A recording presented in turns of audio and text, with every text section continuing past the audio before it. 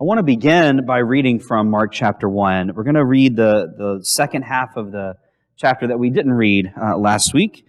So let's do that right now, beginning in verse 21.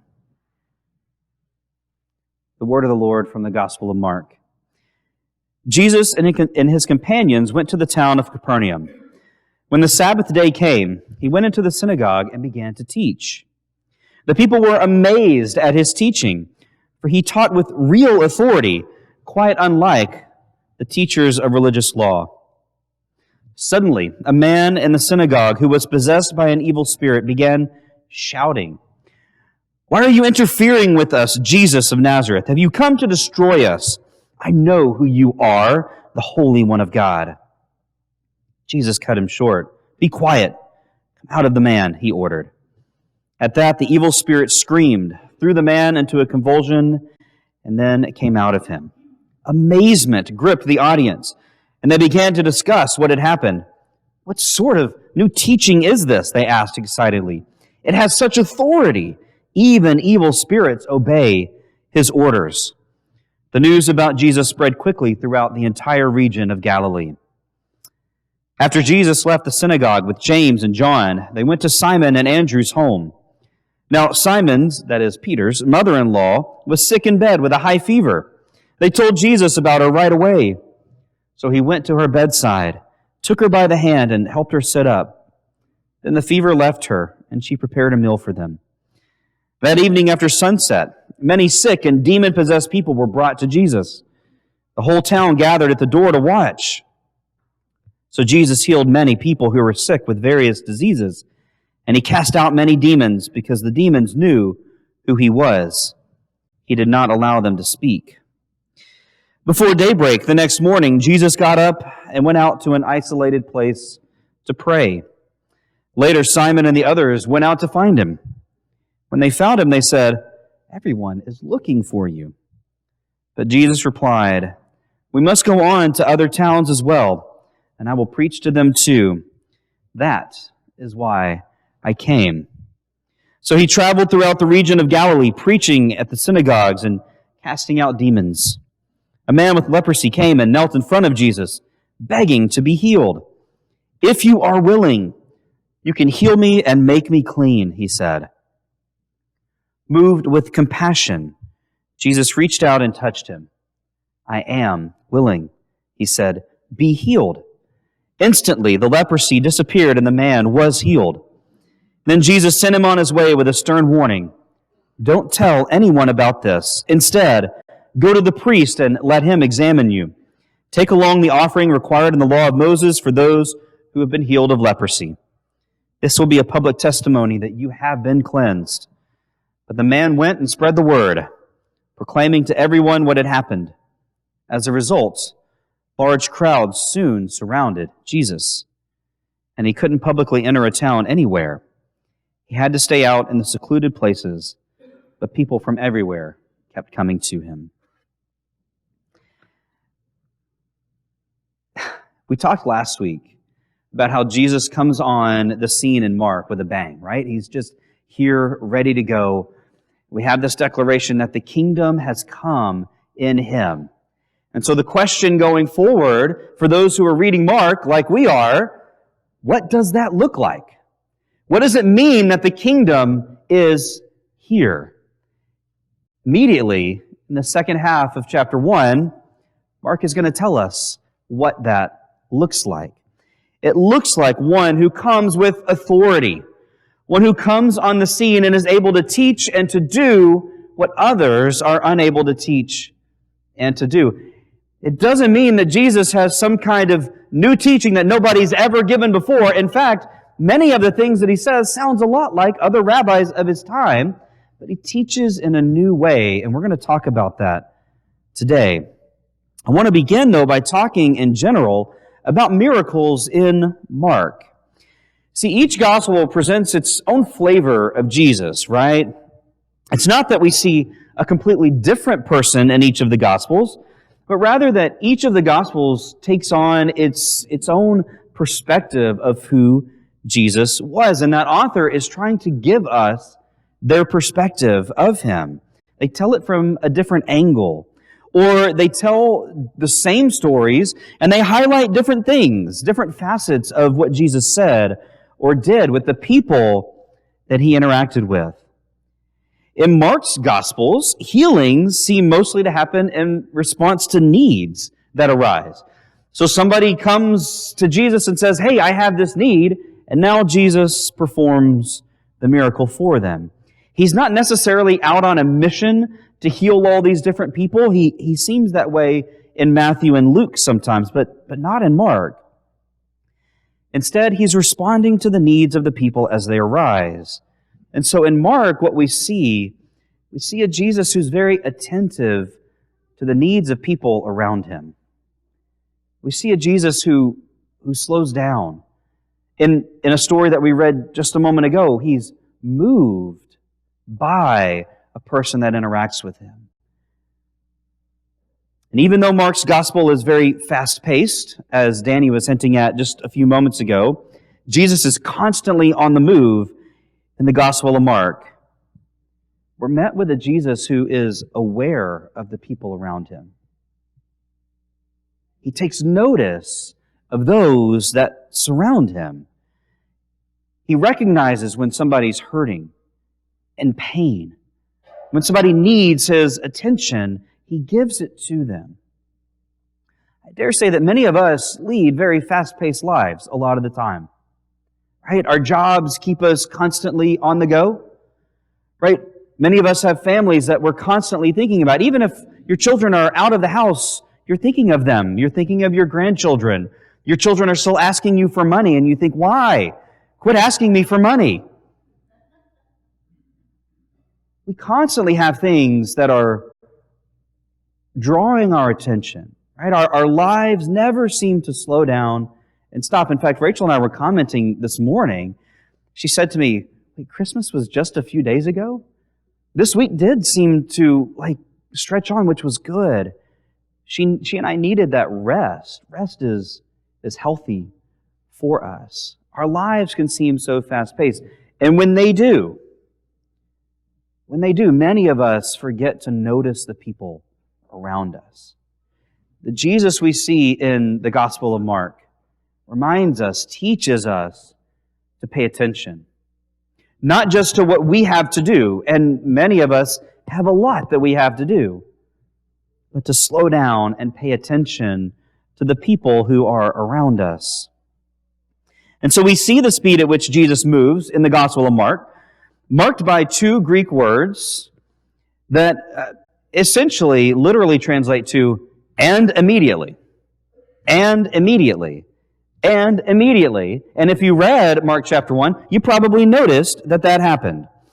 These two words are found in combination in the Greek New Testament only 29 times. 25 of those are in the Gospel of Mark. Jesus is on the move in Mark's Gospel. 8 of the 25 occur in Mark's first chapter.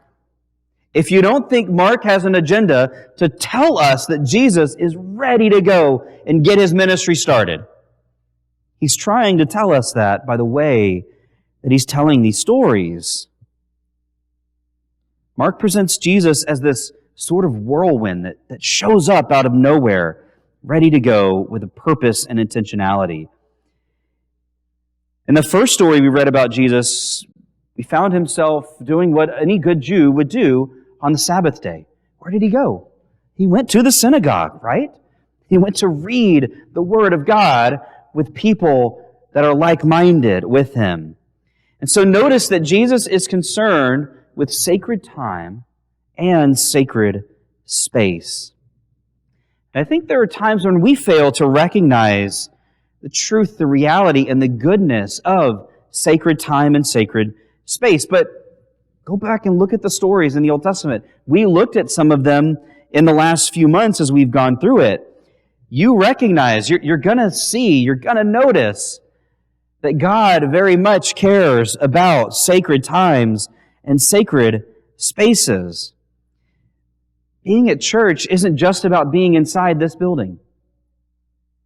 Being at church isn't this building. It's about recognizing that Sundays are holy days because that's when God's people gather together. It's sacred time and sacred space because we are here.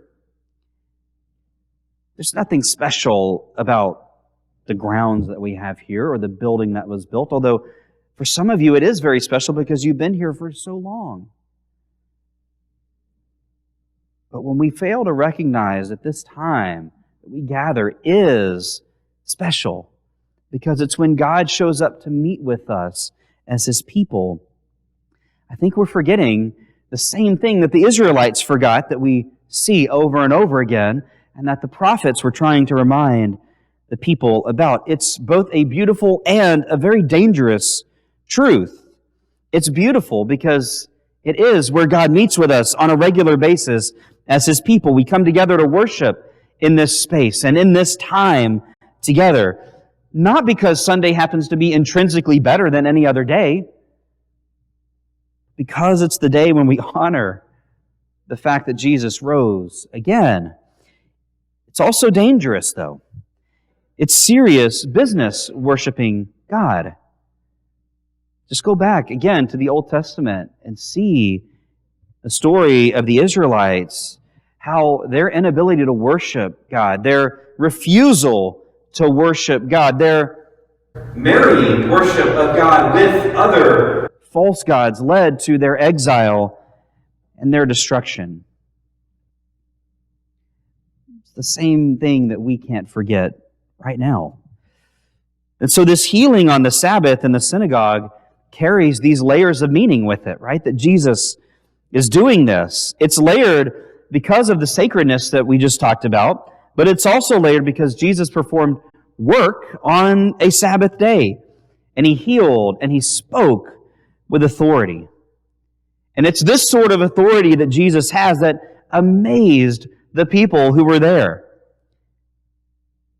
It was by Jesus' authority that the evil spirit was driven out. His authority didn't come because of this or that other person, right? It wasn't because He learned or studied under the greatest teachers of His day. He wasn't a learned person, at least not to them, right? He didn't have a doctorate in Jewish studies. It's not who He was. He grew up a carpenter, a workman. When He taught, He didn't say, Moses said, or this rabbi so-and-so said. By whose authority did He speak? By His own authority. He didn't rely on the authority of other people. This way of teaching, right? This was new and different to the people. They were so used to hearing their teachers talk like, well, remember Moses said in such and such book, remember that. The only time that we see Jesus doing that, He's saying, well, Moses did say to you, but I say differently. The authority with which Jesus teaches amazed the people. And I think sometimes we fail to see that amazement because we're so used to it. But the authority that He uses is His own. And so His teaching corroborated His miracles, and the miracles corroborated His teaching. Then He has this statement in here about why He came. I don't know, my mind dwelt on this statement for a while. Because we often talk about, why did Jesus come? What was His purpose for coming? And I think too often we boil it down to, well, He came to die, right? He came to die for our sins. Yes, absolutely He did. But that's not what He says here in Mark chapter 1. He doesn't say, I came to die for your sins, even though that is true. He says that He came to teach, to preach to them. I think sometimes when we read stories like these of people being healed and demons or these evil spirits being driven out of people, we sometimes gravitate toward the wrong sorts of questions. We read stories like these and then we begin to ask questions like, ooh, what is a demon? What is an evil spirit, right? Or I wonder how Jesus was actually able to get rid of that person. Right? What sort of magical power did he use in that moment to take the spirit out, right? And to shut the spirit up so that he wouldn't talk? Or how did Jesus even know it was a demon to begin with, right? How did he know it was an evil spirit? We ask these sorts of questions, or like, what is a miracle anyway? Is it some suspension of the natural laws of physics that Jesus is able to overcome? Look, I enjoy questions like those as well, right? They're sort of fun to think about, but they're not at all the questions that Mark is concerned with. They're not at all what the gospel writers want us to take away from the stories that they are telling. Because what we do is we imagine that if we think hard enough, if we cross-reference enough verses, we'll get the right answer for what really is a demon or an angel. We'll get the right answer for the sort of power that Jesus had. And the truth is, there's not enough cross-referencing that you can do to prove what an angel or a demon is. Are demons fallen angels? How does that happen? What does that look like? We don't know. There's no cross-referencing that we can do that's going to prove any of that, and that's not the point of Mark anyway. So what is the point of Mark then? If it's not to answer those questions, what question does Mark want us to try to answer? What answer is he trying to give to a question? I think what Mark wants us to ask is, who is the Son of God, and what does He do? What sorts of things is He about? And then Mark wants us to ask the question of ourselves, if you profess to follow the Son of God, what sorts of things must you also do? So what does the Son of God do? He preaches about God's kingdom having come in this world now, in a new way. He teaches the people with authority so they can understand He's not like their other teachers. He performs miracles so the people will know He is who He says He is. And in verse 38, Jesus confirms this is why He came.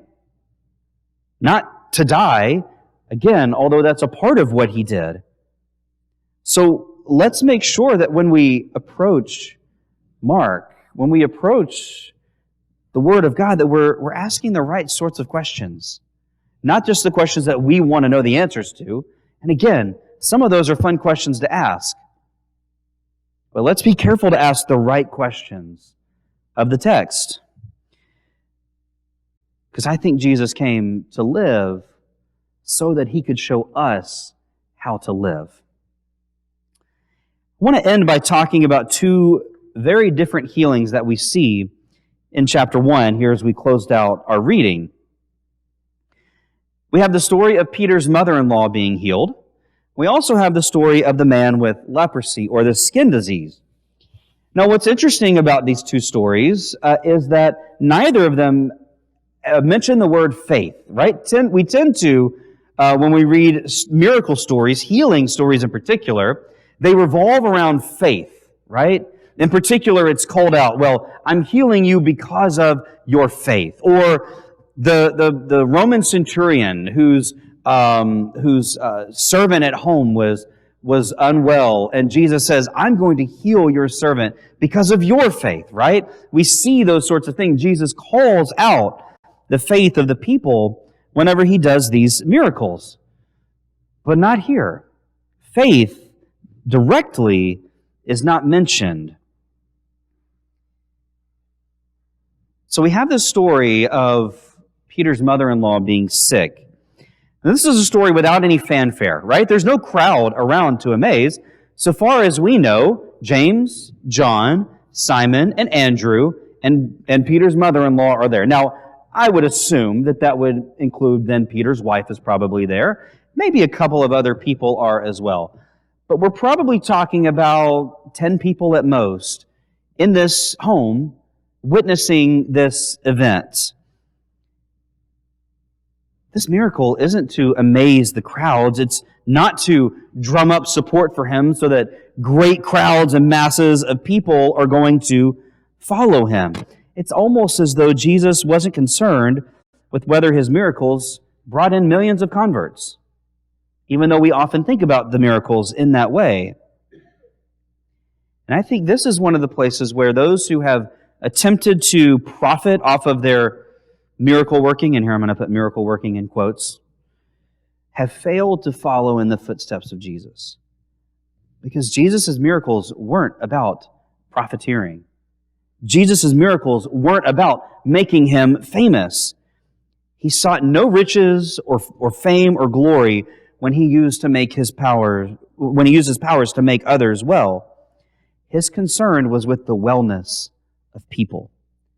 The demons understood that Jesus had come to rescue people from their nightmarish lives, from the destructive forces in the world, and his miracles weren't about putting on a show. They were about rescuing people. Kind of like a hero continues to go back into a burning building. We've all heard these sorts of stories, right? Or you think about a day like 9/11, where we know the brave men and women, the first responders who showed up, continued to go back into those buildings over and over again, never knowing when they might fall, to save one more person. That's the kind of hero that we look up to, right? That's what Jesus did. Over and over again, he goes back and he goes back, knowing eventually that what he's doing will cost him his life. Because though the miracles began in a synagogue, they're going to end on a cross. He goes back and back and back again. Jesus doesn't do these to amaze the people, even though they are amazing events. He does them because people need to be healed. And so we see the story then of the person with this skin disease, with leprosy. Jesus healed a man with leprosy. Big deal, right? He does that other places. Who cares? What's important about this story? Again, there's no direct mention of faith in this story.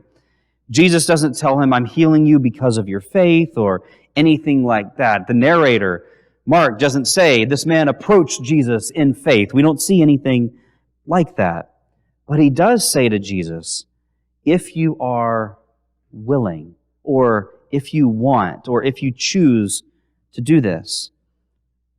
While the man doesn't presume that Jesus will heal him, I think he certainly presumes that Jesus can. And so maybe he didn't have a deep faith in the moment, but he had something. He knew that there was something special about this person, something that Jesus could do to make him well. And then comes the amazing part. You know, we might all expect the next statement in the story to be, and Jesus healed the man because of his faith, or something like that. Instead, what do we see? We see that Jesus is moved with compassion, or some of your translations might actually say anger, or at least it'll say it down in the footnotes.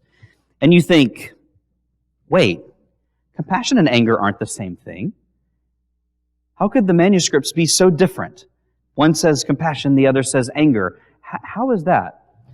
Well, some of the oldest manuscripts that we have actually do use the word anger. The majority of manuscripts we have say the word compassion. So which is it? Which is the correct way to understand it? Well, I would think compassion is probably the more accurate one, but when you think about the word anger, why would Jesus be angry in this moment? Is he angry at the guy for coming up to him? Is he angry to be approached by a guy with leprosy? Maybe Jesus was angry because this person who's not supposed to be near other people who aren't, who don't have a skin disease like he does, he's supposed to stay away. So Jesus gets angry at him. No, that doesn't sound like Jesus to me, right? Especially not because of what Jesus does in a moment in the story. If the correct reading is that Jesus was moved to anger, then what would he be angry about? I think angry about the condition of the world. Angry that this person has to suffer in this way. Angry that we have so fouled up the world that these sorts of diseases happen. That's a reason to be angry, I think. I do think the reading compassion is probably the more accurate one, but Jesus would certainly have a reason to be angry if that is the right reading. But here again, we see Jesus refusing to live. We see Jesus refusing to minister by the rules of those around him. He's working on the Sabbath. He's healing people on the Sabbath. He's going to synagogues and healing people. He's doing things he's not supposed to do. And then in this story, he actually touches a person with a skin disease. A big, big no-no. Just something you don't do. But of course, Jesus didn't care about what he's not supposed to do. He cared about what was right. Jesus knew the healing that the man needed, and it wasn't just a healing of his skin. It was a healing of his spirit and his mind as well. We don't like to think about them, but we still have untouchables in our world. We still have people for whom many avoid physical contact. I think about the homeless in our communities. The ways that we go purposefully around them when they come into our sphere. If you find yourself in New York City or Boston or even downtown Danbury sometimes, think about the ways that we'll cross the street just so we avoid being near somebody that we deem untouchable. Or I thought about the 80s and 90s as HIV and AIDS epidemic was on the rise and at its peak. The ways that those people became untouchables in our society. That's the way this man would have felt. I want you to imagine going without physical contact. Just think about even the small ways throughout your day that we receive physical contact through handshakes, right? When we greet people at our businesses or our places of work. I was about to say we high five. I don't see so much high fiving anymore. That's like a kid thing to do. The way we hug people, right? When I come to church, I see a lot of hugging going on. That's good. I don't see so much holy kisses anymore. I feel like we need to bring that back. But I see a lot of hugging. Now imagine if nobody wanted to hug you. Imagine if nobody even wanted to shake your hand because they deemed you untouchable. That's a painful thought, right? That's a painful thought to even begin to imagine that nobody would want to be so close to you that they might brush up against you. That's how this person felt. And what does Jesus do? He reaches out and touches him because he knows that the healing he needs isn't just physical. It's also mental and spiritual, and Jesus gives that to him. He could have healed him from afar. Jesus could have seen him coming from 100 yards off and said, "Stop! You're healed. Just stay away." He could have done that. And the guy would have walked away healed and clean, right? Ready to go back to society and be around other people. But that's not what Jesus did. Because once again, Jesus recognizes the needs of the people around him, and he stops and he takes care of those needs. So the question is, are we? Are we taking notice of the needs of the people around us and stopping and taking care of those needs? So to close out today, just a couple of things to take away. How do you prepare yourself to enter sacred time and sacred space? Now, this was a question I thought about for a little while this week.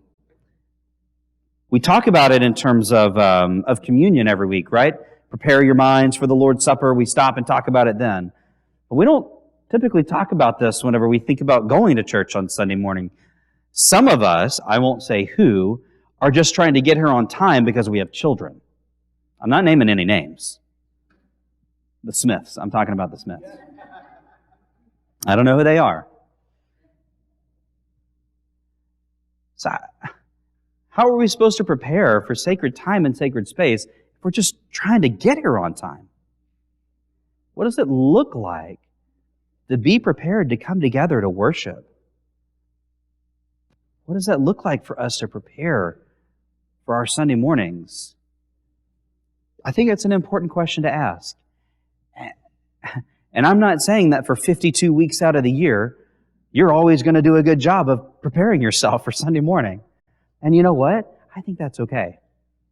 I think there's grace from our God when we fail to do that. But what does it look like to really prepare ourselves to be together for worship? I think is an important question to think about. And then the last one that I want to think about, have you think about as we finish, is how would you characterize your faith right now? You know, the guy with leprosy, again, I think he had some modicum of faith. I don't know how deep it was. I don't know how much it was. But I think it was there. I mean, he at least was willing to go up to Jesus and say, I think if you're willing, you can do this for me. I don't know if you want to or if you will, but I believe that you can because I've heard about you. I mean, is that where you are? Or are you one of those that, God, Jesus, I know you have that power. I'm just waiting to see it. Where is your faith right now? One of the things that we have to constantly do as we're on our spiritual journey is take our own temperature, our own spiritual temperature, our faith temperature. Find out where we are. Think about how to deepen our faith. What does it look like to deepen your faith? That's the good news as we end Mark chapter 1 this week. Remember, we're going to be in Mark chapter 2. You have time to catch up reading if you're behind, because you're not that far behind. As we continue to go throughout the Gospel of Mark, yes, Jesus is moving quickly. Yes, he's on the go constantly, and immediately he's moving on to the next person. But don't fail, or don't think that he has somehow failed to be with the people that are around him in the moment that he's moving on from. Because I promise you, Jesus was there. He was present in that moment with the people who were with him. So it's important for us to do that as well. As we close out today, you have an opportunity to let us know about what's going on in your life. If you need our prayers, our support, if you want to let us know about something great going on in your life that you want us to recognize, we're here to do that this morning for you, to support you and encourage you. So if you have any of those things that you want to bring before us, do so as we stand and sing.